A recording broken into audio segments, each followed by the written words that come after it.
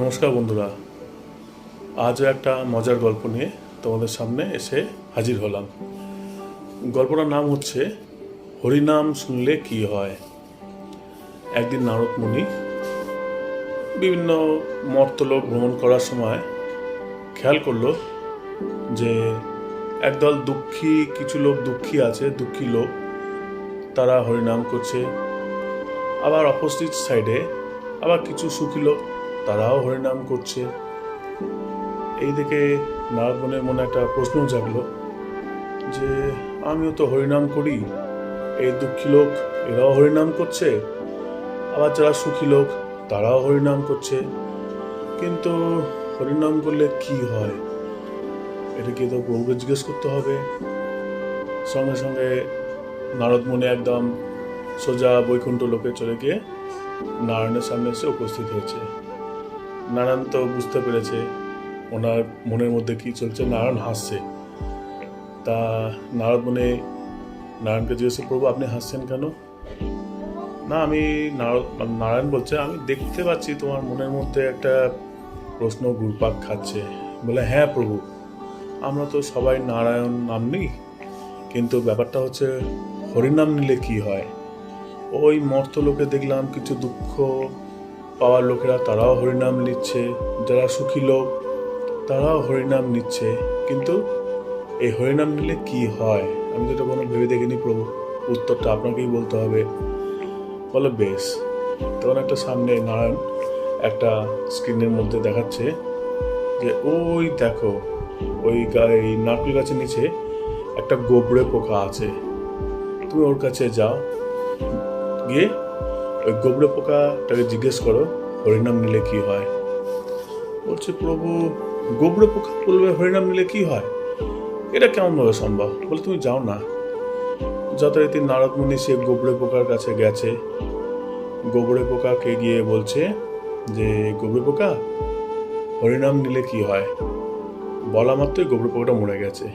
নারদ মুনি তো অবাক, এবং অন্যান্য গোবরে পোকা ছুটে এসে নারদ মুনিকে কামড়াবে বলে নারদ মুনি ওখান থেকে পালিয়ে গেছে। গিয়ে নারায়ণের কাছে গেছে। নারায়ণকে গিয়ে বলছে যে প্রভু, আমি তো গোবরে পোকাকে যেই মাত্র জিজ্ঞেস করলাম হরিনাম নিলে কি হয়, গোবরে পোকাটা মরে গেল। বলো, হো আচ্ছা আচ্ছা। তুমি আবার স্ক্রিনে দেখাচ্ছে, তুমি ওই যে জঙ্গলের মধ্যে একটা হরিণের বাচ্চা খেলা করছে, তুমি ওর কাছে গিয়ে জিজ্ঞেস করো যে হরিনাম নিলে কি হয়। যথারীতি জঙ্গলের মধ্যে গেছে, গিয়ে সেই হরিণ শাবককে জিজ্ঞেস করছে যে হরিণ শাবক, হরিণ নাম নিলে কি হয়। সঙ্গে সঙ্গে হরিণটাও মারা গেছে। নারদ মুনি তো আরো দুশ্চিন্তা পড়ে গেছে, এটা কেমন হলো? আমি তো গোবরে পোকাকেও জিজ্ঞেস করলাম, গোবরে পোকাও মরে গেল। হরিণকে সে জিজ্ঞেস করলাম, হরিণ শাবকও মারা গেল। কি হচ্ছে রে বাবা। যাই, আবার প্রভুর কাছে যাই। প্রভুর কাছে গিয়ে বলছে, প্রভু। তখন নারদ বলছে, হ্যাঁ বলো, হরিণ শাবকটা মারা গেছে? বলছে, হ্যাঁ, আপনার নাম যেই নিলাম অন্য হরিণ শাবকটাও মারা গেছে। ব্যাপারটা কি? বলছে, ব্যাপারটা কি, আচ্ছা ছাড়ো, তুমি ওই দূরে দেখো একটা গাভী জন্ম হয়েছে, তুমি গাভীটাকে গিয়ে জিজ্ঞেস করো যে হরিনাম নিলে কি হয়। বলছে, আবার গাভীর কাছে যাব, গোবরে পোকা মারা গেছে, গোবরে পোকা দল আমাকে কামড়াতে ছুটে এসছে, হরিণ শাবকটা মারা গেছে, অন্যান্য হরিণরা আমাকে গুঁতবে বলে দৌড়ে এসছে, এবার কি শেষমেশ কি আমাকে কি গরুর ঘুতনি খাওয়ার ইচ্ছে হচ্ছে প্রভু? বলছে, যাও না, তুমি কি জিজ্ঞেস করো না। নারদ মুনি গেছে, গাভীর কাছে গেছে। গাভী দেখছে ওর মায়ের সঙ্গে খেলা করছে, মায়ের দুধ খাচ্ছে, মা ওর গা চেটে দিচ্ছে। ঠিক সেই মুহূর্তে নারদ মুনি গাভীকে জিজ্ঞেস করছে, আচ্ছা গাভী, হরিনাম নিলে কি হয়? বলতে বলতে গাভীটাও মারা গেছে। যে মুহূর্তে গাভীটা মারা গেছে, মা তো নারদ মুনিকে এই ঘুঁতাবে তো সেই ঘুঁতাবে। নারদ মুনি উদ্ধশ্বাসে দৌড়াচ্ছে, যাও কোনো মতে নিজের প্রাণ বাঁচিয়ে গিয়ে প্রভুর কাছে গেছে। বলে, প্রভু, আমি আর কাউকে জিজ্ঞেস করবো না যে হরিনাম নিলে কি হয়। বলে, কেন তুমি এত রেগে যাচ্ছ কেন? আমি যাকেই জিজ্ঞেস করছি সে তার বাচ্চারাই মারা যাচ্ছে, সেই গোবরে পোকা মারা গেল, হরিণ মারা গেল, এখন গাভীটাও মারা গেল, আর তার মারা ছুটে আসে আমাকে ঘোঁতাবে বলে, কামড়াবে বলে, আর আমি কোথাও যাবো না প্রভু। বলছে, আরে দাঁড়া দাঁড়া দাঁড়া, তুমি এক কাজ করো, ওই জঙ্গলের মধ্যে দেখছো একটা ময়ূরের বাচ্চা আছে, তুমি ওই ময়ূরের বাচ্চাকে জিজ্ঞেস করো যে হরিণ নাম নিলে কি হয়। বলছে, না প্রভু আমি আর যাবো না। বলছে, তুমি যাও না কিচ্ছু না, যাও না, একবার গিয়ে দেখো না। এ বলছে, না আমি আর যাবো না। বলছে, নারায়ণ বলছে, যাও না গিয়ে দেখো না। তা যাই হোক, প্রভুর নির্দেশ মতো, নারায়ণ নির্দেশ মতো নারদ মুনি গেল জঙ্গলে, ময়ূরের কাছে গেছে। ময়ূরকে জিজ্ঞেস করছে, আচ্ছা ময়ূর বলো তো হরিণ নাম নিলে কি হয়? যেই মাত্র হরিণ নাম বলেছে কথা, সঙ্গে সঙ্গে ময়ূরের বাচ্চাটা মরে গেছে। আর ময়ূর তো খেপে বোম, ময়ূরও গেছে রেগে, ময়ূরী সব ছুটে মানে উড়ে উড়ে গিয়ে নারদকে এই ঠোকরা তো সেই ঠোকরায় ওখান থেকে পালিয়ে এসছে। এবার একটা জায়গায় দাঁড়িয়ে বলছ, তার মানে হরিনাম নিলে সবাই মারা যায়, তাহলে আমি মরছি না কেন? ও আচ্ছা আচ্ছা, না আমি তো প্রভুর আশীর্বাদ ধন্য, আমি তো প্রভুর পরম ভক্ত, ওই জন্য হয়তো আমি মরছি না। কিন্তু কথা হচ্ছে মর্তলোকের তাহলে যারা দুঃখী লোক তারা হরিনাম নিচ্ছে, তারা মারা যাচ্ছে না, যারা সুখী লোক তারা হরিনাম নিচ্ছে, তারা মারা যাচ্ছে না, অথচ আমি যাদের বলছি তারাই মারা যাচ্ছে। ব্যাপারটা কিরম হলো? যাই আবার প্রভুকে বলছে, প্রভু যাও, আমি আমার উত্তর পেয়ে গেছি। বলে, কি পেয়েছো? বলে, হরির নাম নিলে মারা যায়। বলছে, তাই? বলছে, হ্যাঁ, গোবরে পোকা থেকে শুরু করে, গাভী থেকে শুরু করে, ময়ূর থেকে শুরু করে, হরিণ থেকে শুরু করে, যার কাছে গেছি সবাই মারা যাচ্ছে। আর তার মা বাবা আমাকে কামড়াবে বলে, প্রতিশোধ নেবে বলে উদ্যত হচ্ছে, আমি আর কোথাও যাব না। বলছে, দাঁড়াও, ওই যে দূরে একটা রাজপ্রাসাদ দেখছো? না আমি আর কিছু দেখতে চাই না। নারায়ণ বলছে, দেখো না, ওই যে দূরে একটা রাজপ্রাসাদ দেখছো? বলছে, হ্যাঁ, তো আলো ঠালো জ্বলছে, দেখছি অনেকে আনন্দ, বেশ মুখর একটা পরিবেশ। বলছে, হ্যাঁ, তুমি ওখানে যাও। বলো, ওখানে কার কাছে যাবো?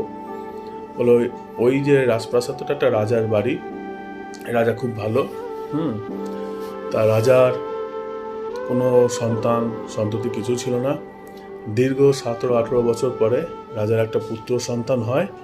সেই খুশির আনন্দে পুরো গোটা রাজ্যকে রাজার নিমন্ত্রণ করেছে, আর 1 সপ্তাহ ধরে আমোদ প্রমোদ আনন্দ এসব হবে।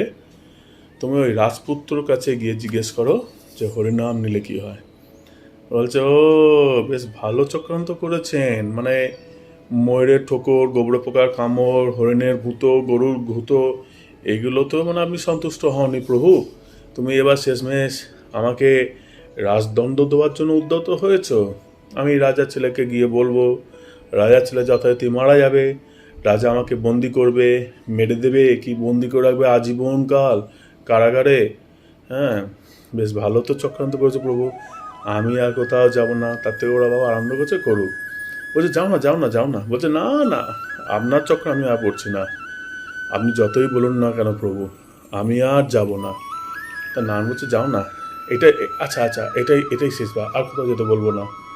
তখন একবার বলাতে নারদ মুনি একরাশ মনে সংশয় নিয়ে, চিন্তায় নিয়ে ওই রাজপ্রাসাদে ওখানে গেছে। নারদ মুনি যেতেই ওখানকার যত লোকজন আছে বা রাজবাড়ির লোকজন, রাজা রানী, সবাই অবাক হয়ে গেছে যে স্বয়ং মহর্ষি এসছেন নারদ মুনি। তার যথারীতি তাকে সবাই মিলে স্বাগত করেছে, আসুন নারদ মুনি, আসুন, আমাদের পরম সৌভাগ্য, আজকে খুশির দিনে আপনার এই রাজপ্রাসাদে পা পড়লো, এটা আমাদের খুব ভালো একটা আশীর্বাদ, আমার পুত্র সন্তানের একটা আশীর্বাদ। আর নারদ মুনি বলছে, হ্যাঁ, এখন যত খুশি আমাকে আমোদ প্রমোদ করো, আর কিছুক্ষণ পর আমি যে বলবো হরিনাম শুনলে কি হয়, রাজপুত্র মারা যাবে, তারপর এইসব আদর আপ্যায়ন সব কোথায় উবে যাবে, দিয়ে আমাকে কারাগারে সবাই মিলে মারবে। বলছে, রাজা বলছে, কিছু বলছেন?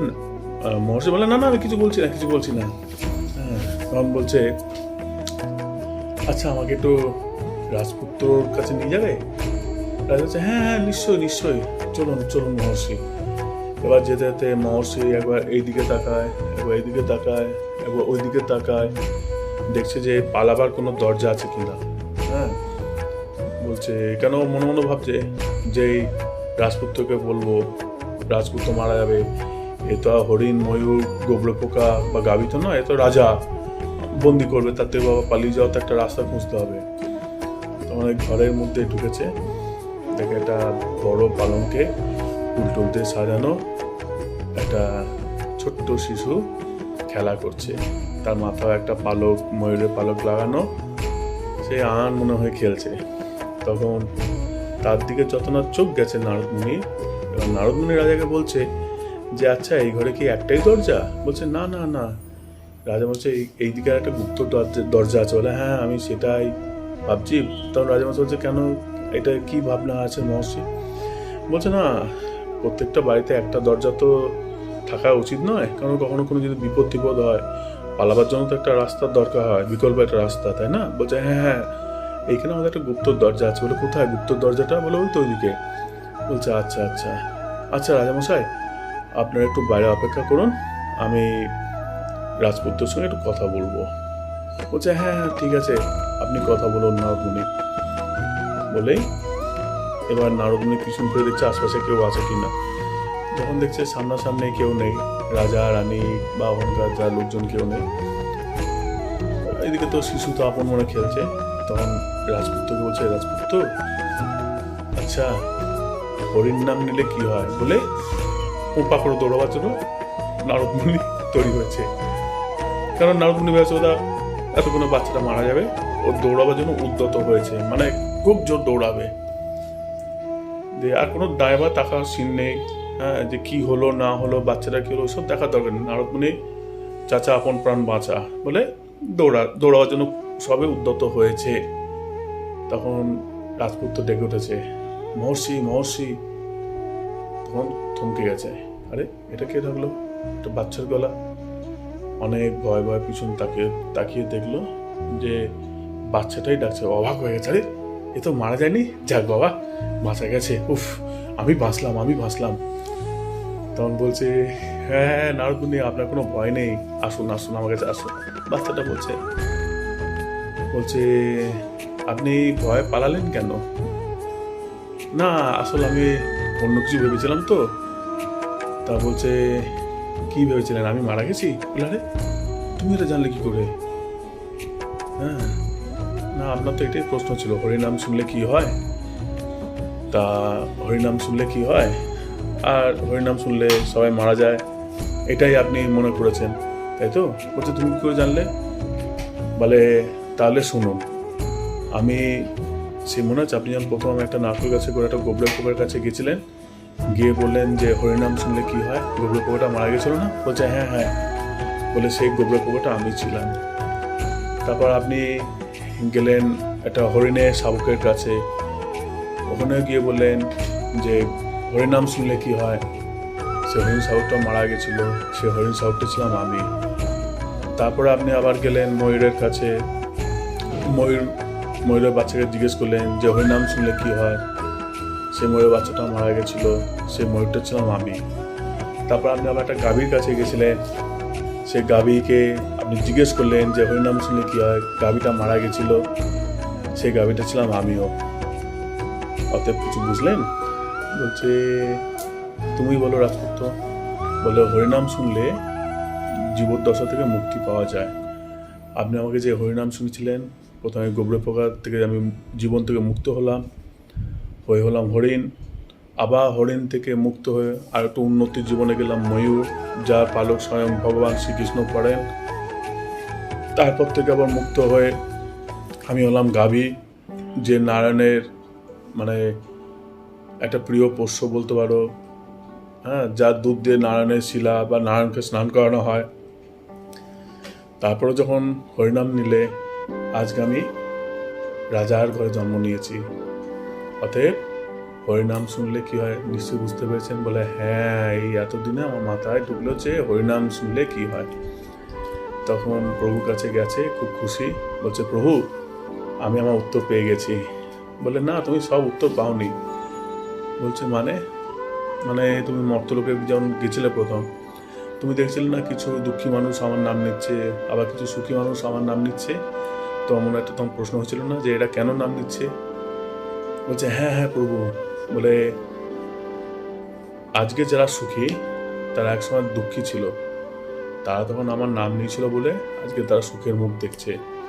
আর আজকের যারা দুঃখী, ওই সুখী মানুষের কারোর কথা শুনে তারাও আজকে আমার হরিনাম নিচ্ছে, আর তাদের দুঃখের জীবনটা কাটিয়ে দেওয়ার দায়িত্ব আমার। যে আমার স্মরণে আসবে, আমি তাকে যে কোনো দুর্দশা থেকে আমি তাকে মুক্ত করব। হ্যাঁ, ভক্ত যেন ভগবানই তো সেখানে।